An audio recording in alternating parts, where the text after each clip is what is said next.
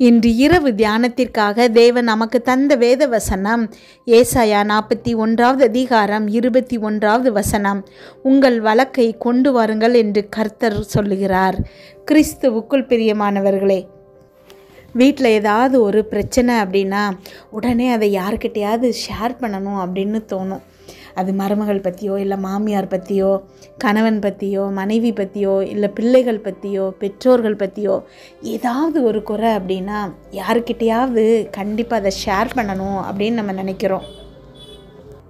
அதுலேயும் லேடிஸ் எப்படியாவது ஷேர் பண்ணியே ஆகணும். அப்படி இல்லைன்னா அவங்களுக்கு மைண்டு ஃபுல்லாக ஒரு மாதிரி ஆயிரும். ஒன்று நேரில் போய் ஷேர் பண்ணுவாங்க, அப்படி இல்லைன்னா ஃபோன்லையாவது கூப்பிட்டு எத்தனை பேருக்கு சொல்ல முடியுமோ அத்தனை பேருக்கு சொல்லுவாங்க. பொதுவாக தனக்கு ஆறுதல் யார் சொல்லுவாங்களோ அவங்கக்கிட்ட போய் இதை எப்படியாவது நம்ம சொல்லிடணும் அப்படின்னு யோசிப்பாங்க. சும்மா அந்த பிரச்சனைகளை நம்ம ஷேர் பண்ணால் கூட பரவாயில்ல, ஆனால் யாராவது இதுக்கு நமக்கு தீர்வு சொல்லுவாங்களான்னு சொல்லி நிறைய நேரங்களில் எதிர்பார்க்குறோம். நம்முடைய சுயத்தை நம்பாமல் நம்ம தேவன்கிட்ட போய் அதுக்கான தீர்வை கேட்காம யாரோ ஒரு மனுஷங்கக்கிட்ட போய் நம்முடைய வழக்கை சொல்லி இதுதான் என்னுடைய பிரச்சனை, இதுக்கு நான் என்ன செய்கிறதுன்னு கேட்குறோம். அவங்க சொல்கிற சொல்யூஷனை நம்ம ஃபாலோ பண்ணுறோம். இது எல்லா நேரங்கள்லேயும் நமக்கு வெற்றியை தராது. ஆனால் தேவன் நம்மளை பார்த்து சொல்கிறாரு, உங்கள் வழக்குகளை என்கிட்ட கொண்டு வாங்க அப்படின்னு சொல்கிறாரு. அவர்கிட்ட நம்ம போயிட்டோம் அப்படின்னா நமக்கு நிச்சயமாக வெற்றி கிடைக்கும். சுமை சுமந்திருப்பவங்க எல்லாரையும் தங்கிட்ட அவர் கூப்பிடுறாரு. நம்முடைய சுமைகளை அவர்கிட்ட இறக்கி வைக்க சொல்கிறாரு. நம்முடைய வழக்கை அவர்கிட்ட கொண்டு போகும்போது அவர் அதை தீர்த்து வைக்கிறாரு, நமக்கு ஆசீர்வாதங்களை தருகிறாரு. ஜெபிப்போமா. எங்கள் அன்பின் பரலோக தகப்பனே, இன்று முழுவதும் என்னையும் என் குடும்பத்தில் இருக்கிற ஒவ்வொருவரையும் பாதுகாத்தீங்கப்பா. உண்மை நன்றியோடு துதிக்கிறோம், ஸ்தோத்தரிக்கிறோம். இந்த இரவு வேளையில் எங்களுக்காக நீங்கள் தந்த வசனத்திற்கு நன்றி ஏசப்பா. எங்களோடு பேசியிருக்கீங்க, ஒவ்வொரு வார்த்தைக்காகவும் நன்றிப்பா. உள்ளத்தின் ஆழத்திலிருந்து என் கூட ஜெபிச்சிட்ருக்கிற இந்த பிள்ளைகளுடைய இருதயத்தின் வாஞ்சிகள் எல்லாத்தையும் நிறைவேற்றுங்கப்பா. கமெண்டில் ஜெபிக்க சொல்லியிருக்கிற ஒவ்வொரு பிள்ளைகளுக்காக ஜெபிக்கிறோம்ப்பா. அந்த பிள்ளைங்க போகும்போது வரும்போது ஆசீர்வதிங்க அப்பா. அவங்க என்னென்ன ரிக்வெஸ்ட் கொடுத்துருக்காங்களோ அது எல்லாத்தையும் அப்பா நன்றி சொல்லுகிற மெசேஜாக நீங்கள் மாற்றுங்க ஏசப்பா. உமக்கு நன்றி செலுத்துகிறோமப்பா. இன்றைய வசனத்தில் எங்களோடு பேசியிருக்கீங்கப்பா. யாரோ பிரச்சனைகள்னால அதுக்கு தீர்வு இல்லாமல் அப்பா கண்ணீரோடு ஜெபிச்சிட்ருக்குறாங்கப்பா. அம்மேன், அந்த பிரச்சனைகளை உங்ககிட்ட கொண்டு வர சொல்லியிருக்கீங்கப்பா. இந்த உலகத்தில் உள்ள எந்த மனுஷனை காட்டிலும் அப்பா நீர் பெரியவரப்பா. ஸ்தோத்திர ஏசப்பா. உமாலாகாத காரியம் ஒன்றுமே இல்லை ஏசப்பா. எங்களுடைய வழக்கை உங்ககிட்ட கொண்டு வரும்போது அப்பா எங்களுக்கு நீங்கள் நியாயம் செய்கிறீங்க ஏசப்பா. அம்மேன், ஸ்தோத்திர ஏசப்பா. இருதயத்தின் சஞ்சலத்தையும் தவிப்பையும் நீக்கி போடுறீங்க ஏசப்பா. குழப்பங்கள்லேருந்து விடுதலை செய்கிறீங்கப்பா.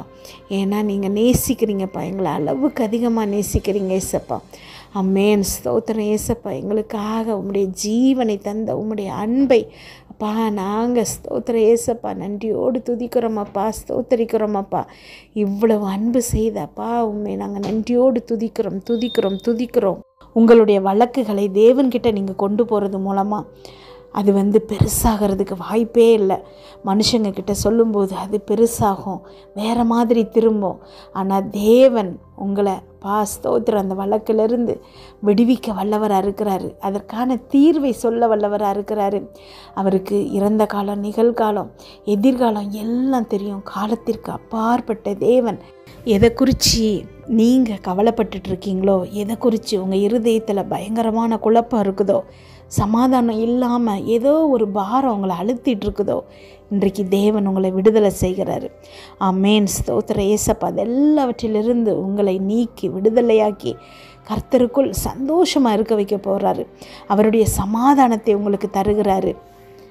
ஏதோ ஒரு பிரச்சனை, ஏதோ அது என்னன்னே உங்களுக்கு தெரியாமல் இருதயத்தில் ஒரு பாரத்தோடு இப்பொழுது ஜெபிச்சிட்ருக்கீங்க, கண்களில் கண்ணீரோடு ஜெபிக்கிறீங்க. உங்களுடைய கண்ணீரை அவர் பார்க்கிறாரு, உங்களை அவர் விசாரிக்கிறாரு, உங்களுக்கு அவர் நன்மை செய்ய தயாராக இருக்கிறாரு.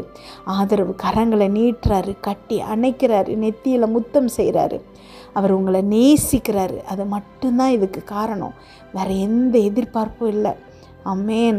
அவர் உங்களை அளவுக்கு அதிகமாக நேசிக்கிறாரு. இந்த உலகத்தில் எந்த மனுஷங்களையும் விட அதிகமான நேசத்தை தேவன் உங்கள் மேலே செலுத்துகிறாரு.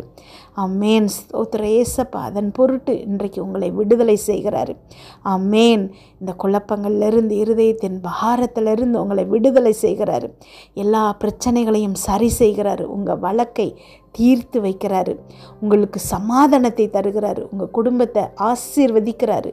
உங்கள் பிள்ளைகளை உங்கள் பந்தியை சுற்றிலும் ஒளிவ மர கண்டுகள் போல் இருக்க வைக்கிறாரு. ஆமேன். பிள்ளைகள் கர்த்தர் தரும் சுதந்திரம். ஆமே. ஆமேன். உங்களுக்கும் எனக்கும் அப்பா என்று கூப்பிடத்தக்க புத்திர சுவிகாரத்தை கொடுத்திருக்கிறாரு. ஆமேன். அப்பா பிதாவேன்னு எல்லா சூழ்நிலைகளிலும் எல்லா காரியங்களுக்காகவும் நீங்கள் அவரை நோக்கி கூப்பிடலாம். இதுக்கு தான் கூப்பிடணும், இப்படி இருந்து தான் கூப்பிடணும், எந்த ரூல்ஸும் இல்லை. ஒரு அப்பா கிட்ட பிள்ளை பேசுகிற மாதிரி இன்றைக்கு அப்பா ஸ்தோத்திரம் அப்பா நன்றி ஆண்டவரே, நீங்களும் நானும் தேவனை நோக்கி பேசலாம். ஆமேன். ஆபத்து காலத்தில் அவரை நோக்கி கூப்பிடும்போது அவர் நமக்கு உதவி செய்பவராக இருக்கிறாரு. ஆபத்திலிருந்து நம்மளை தப்புவிக்கிறாரு. எல்லா தீமைகளுக்கும் நம்மை விலக்கி பாதுகாக்கிறாரு. நம்மளை சுற்றி வேலி அடைத்து பாதுகாக்கிறாரு. ஆமேன். அவருடைய இரத்தத்தை தெளித்து இரத்த கோட்டைக்குள் வைத்து பாதுகாக்கிறாரு. அவருடைய சிறகுகளை நிழலில் வைத்து நம்மளை பாதுகாக்கிறாரு. நம்முடைய அடைக்கலமாக அவர் உங்களை எவ்வளவு நேசிக்கிறாருன்னா உங்களுக்காக தன் ஜீவனையும் கொடுத்திருக்கிறாரு. ஆமேன். நாம் பாவியாக இருக்கும்போதே நமக்காக ஜீவனை தந்த தேவன் நம்முடைய தேவன், நாம் ஆராதிக்கும் தேவன்.